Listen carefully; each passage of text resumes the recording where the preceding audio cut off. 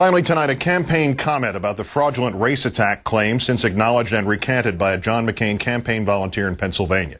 You know the story quite well by now. It is a sad and demoralizing tale of a woman who could easily be summarized by the awful term B actress.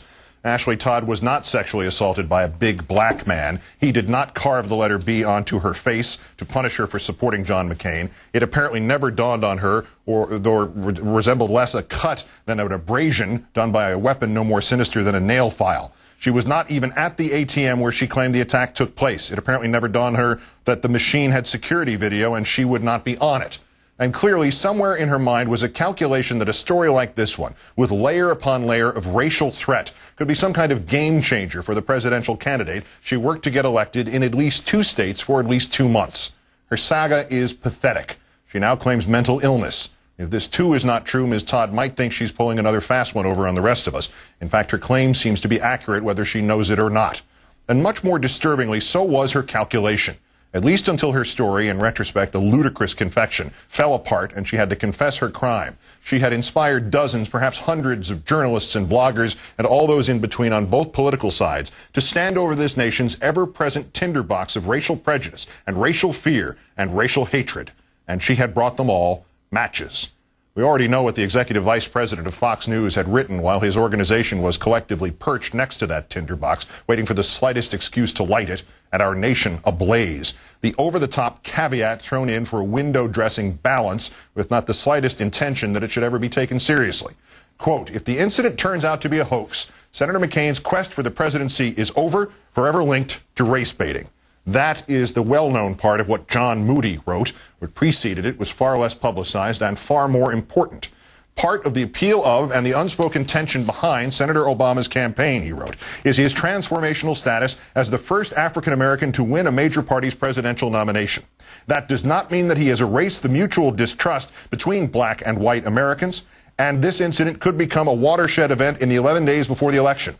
If Ms. Todd's allegations are proven accurate, some voters may revisit their support for Senator Olbemann, not because they are racists, with due respect to Representative John Murtha, but because they suddenly feel they do not know enough about the Democratic nominee.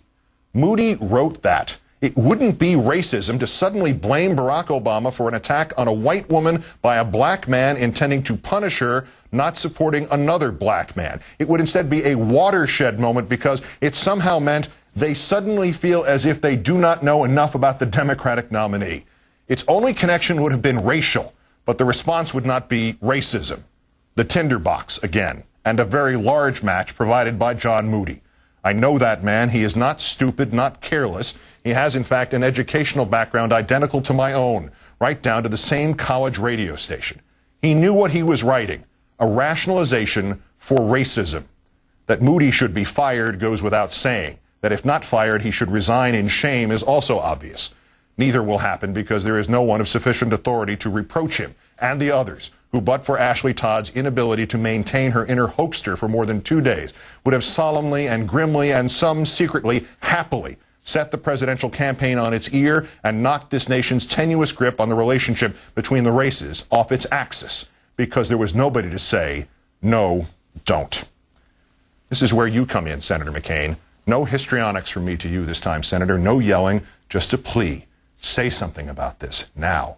Say something strongly and succinctly about the unacceptability of what happened and how some of your supporters tried to exploit it. I am not asking you to assume the responsibility for this, no matter how your campaign pushed this story. I have no doubt that in the mirror image scenario, many of Senator Obama's supporters would have done the same. But I also have no doubt that by this point in that mirror image scenario, Senator Obama would have said something to try to stop the next Ashley Todd or the next John Moody. Senator, of all the things I don't like about you or your campaign, I have never thought you a racist. As imperfect as was your moment with that Minnesota woman mumbling about Arabs, I thought it was the finest moment of your campaign. I believe that you feel as I do, that racial hatred and prejudice have no place in this campaign nor in this country. I believe that you feel as I do. As Clarence Darrow said in a different time and a different context, I am pleading for the future. I am pleading for a time when hatred and cruelty will not control the hearts of men, when we can learn by reason and judgment and understanding and faith.